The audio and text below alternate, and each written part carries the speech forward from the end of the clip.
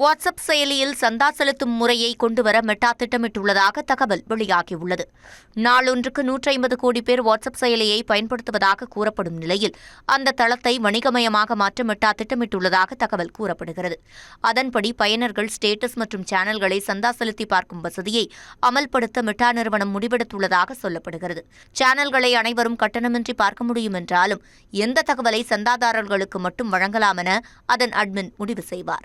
அதே நேரம் பயனர்களின் தனிப்பட்ட தகவல் தொடர்பில் எந்தவொரு தலையீடும் இருக்காது என்றும் எண்ட்-டு-எண்ட் என்கிரிப்டட் முறை தொடரும் என்றும் மெட்டா தரப்பில் தெரிவிக்கப்பட்டுள்ளது. சேனல்கள் மற்றும் ஸ்டேட்டஸ் பகுதியில் விளம்பரங்களை ஒளிபரப்ப மெட்டா திட்டமிட்டுள்ளதாகவும் அதன் மூலம் நிறுவனங்கள் மற்றும் அமைப்புகளின் வணிக வாய்ப்புகளை பெருக்க முடியும் என்றும் மெட்டா கருதுவதாக தகவல் கூறப்படுகிறது. அதே நேரம் பயனர்களின் செல்போன்கள் மற்றும் தனிப்பட்ட தகவல்களை ஒருபோதும் விற்க மாட்டோம் என மெட்டா நிறுவனம் தரப்பில் தகவல் தெரிவிக்கப்பட்டுள்ளது.